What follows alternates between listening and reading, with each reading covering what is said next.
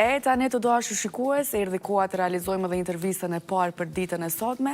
Kemi kënaqësinë që studion ta ndaj me zotrin Lulzim Fushtica, i cili do të na flasë për sigurinë në komunën e Prishtinës dhe se sa është kryeqyteti i përgatitur në raste emergjente. Mirëmëngjesi dhe mirë se erdhe në emisionin Alarm. Mirëmëngjes, mirë se gjej, faleminderit për ftesën. Kënaqësi të kemi në studio zotri Fushtica edhe të bisedojmë për këtë çështje të sigurisë. Si e vlerësoni nivelin aktual të sigurisë në qytetin e Prishtinës? Po, nëse mirën gjitha parametrat që përcaktojnë se sa një hapësirë, në këtë rast sa një qytet është i sigurt, atëherë dhe bazë të dhënave statistikore edhe gjitha parametrat të sigurisë, mund të them që Prishtina është qytet i sigurt. Normal, nuk mund të anashkalojmë incidentet, aktivitetet kriminale që ndodhin në bazat ditore në kryeqytet, mirë po, në bazë të dyre parametrave mund të themi që Prishtina është kryeqytet i sigurt.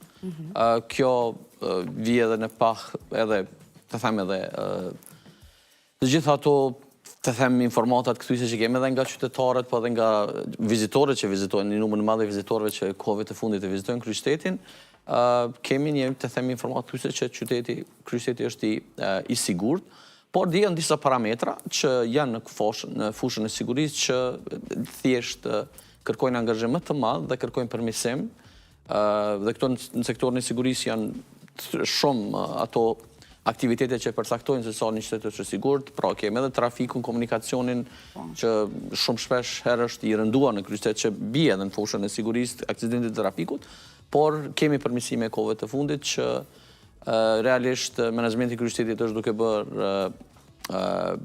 duke ndërmarrë masa që e përmirësojnë gjitha aspektet e sigurisë në kryeqytet.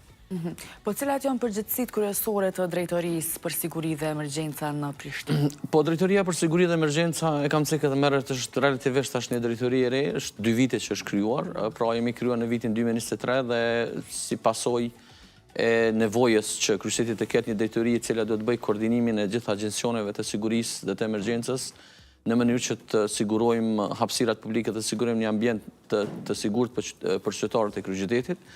Dhe edhe po ashtu është e parapame dhe me ligjin mbi kryeqytetin, i cili është hartuar në vitin 2018, pra Prishtina nuk është komunë më, edhe është edhe brendi i ri është kryeqyteti, dhe fin prej sigurisë shkolla, sigurisë në hapësirat publike, menaxhimin e emergjencave, menaxhimin e gjitha ngjarjeve që ndodhin në kryeqytet, normal në bashkëpunim me Policinë e Kosovës, me Brigadën e Profesionale Zjarfikut dhe me agjencione tjera që janë përgjegjëse për gjithë zbatim në kryeqytet.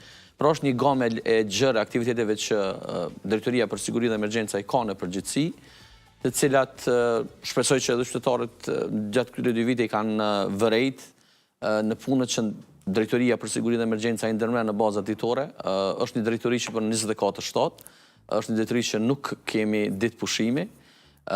Kemi ekipe kujdestare që kujdestarojnë dhe ofrojnë siguri dhe ofrojnë shërbime qytetarëve të kryeqytetit. Për gjatë këtyre 2 viteve, si ka funksionuar drejtoria?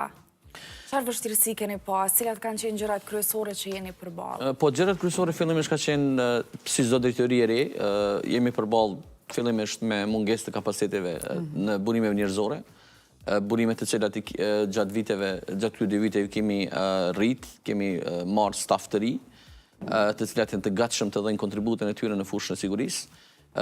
Po ashtu, një prej sfidave që kemi pas është hartimin e dokumentacionit, hartimin e legjislacionit sekundar, pra udhëzimeve administrative, procedurave standarde të operimit, një dokument që është jashtëzakonisht shumë i rëndësishëm që jemi në fazën e përfundimit është plani i vlerësimit të rrezikshmërisë për kryeqytetit, ku vlerësohen dhe identifikohen të gjitha rreziqet që kryeqyteti mund të përballet apo mund të përballet në të ardhmen, pra është edhe një lloj, të them, parapërgatitje për gjitha situatat e mundshme.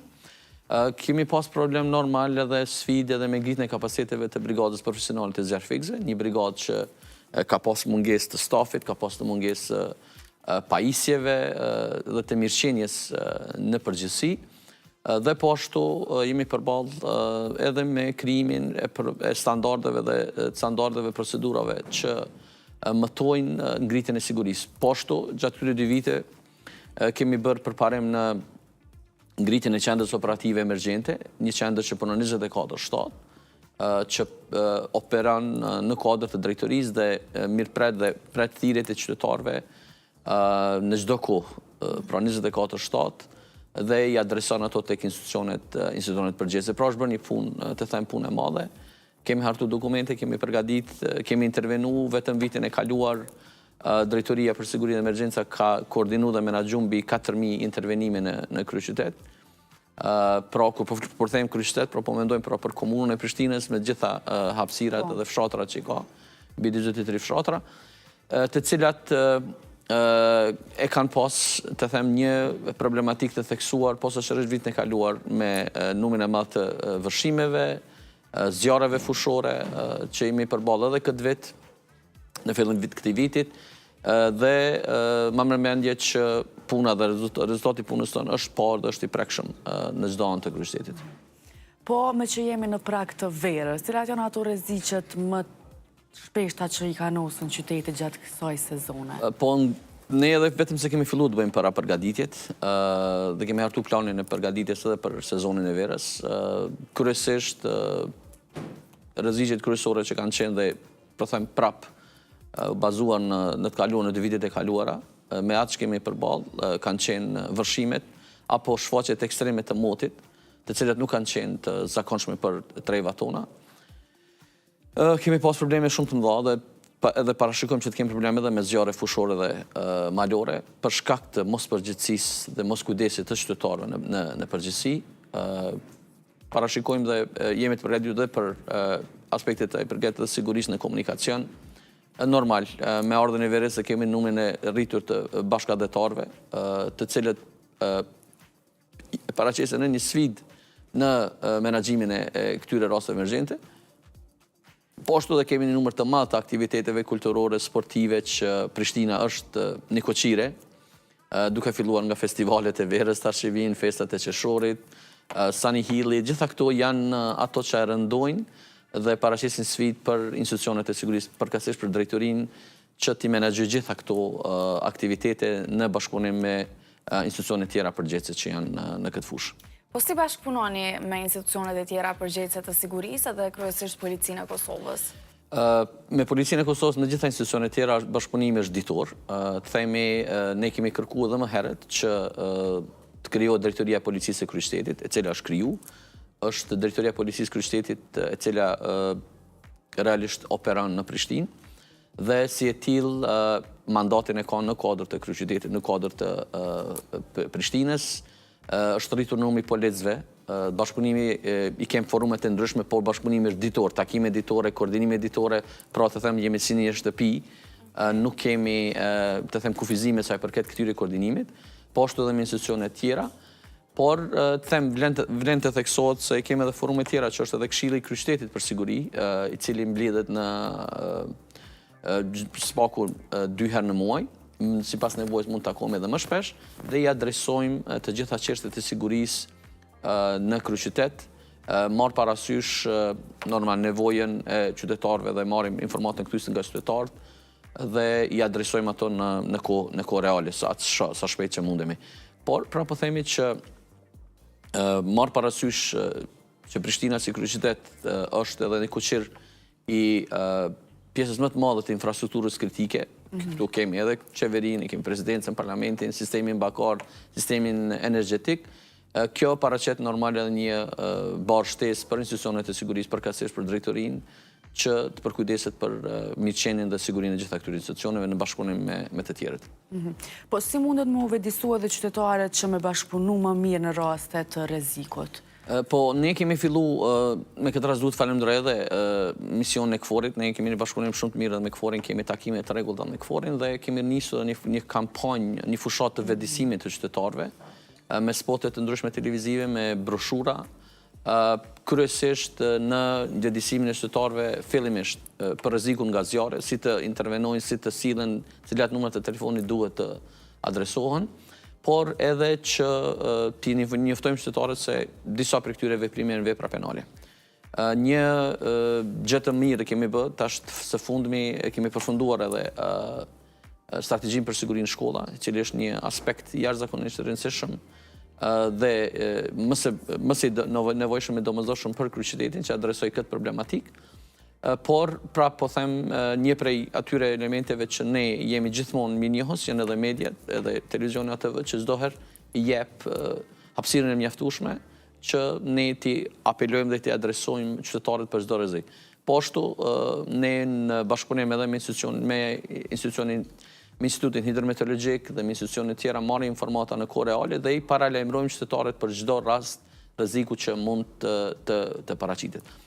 Por duhet të theksohet që thelbi i përgatitjeve në emergjenca edhe në bazë të stories që e pamë më herët, është përgatitja dhe planifikimi i nevojshëm në kohë të nevojshme, në mënyrë që qytetarët, kur kemi rrezik që mos binë në panik.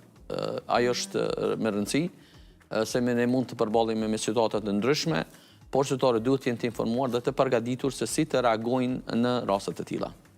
Po si e trajtoni edukimin edhe ndërgjegjësimin e qytetarëve për reagimin në raste emergjente, pastaj bashkëpunimi i qytetarëve me institucionet e sigurisë, siç është policia në vendin e ngjarjes e tjerë. Sa është e rëndësishme kjo? Po realisht, kjo është them edhe një pikë kryesore edhe e mandatit të drejtorisë. Ne vetëm se kemi filluar me gjeneratat e reja. Kemi filluar me trajnime dhe punëtori në shkollat e kryeqytetit nga viti i kaluar. Kemi adresuar çështjet e përgatitjes në rastet e emergjencës. Kemi marrë trajnime për sigurinë për stafin e institucioneve dhe për nxënësit. Po ashtu, i mbajmë të informuar qytetarët dhe mundohemi që çdo herë të jemi të gatshëm të intervenojmë, por edhe nëpërmes rrjeteve sociale ku i kemi edhe rrjetet tona sociale, faqet e Facebookut, ku ndajmë informata në kohë reale.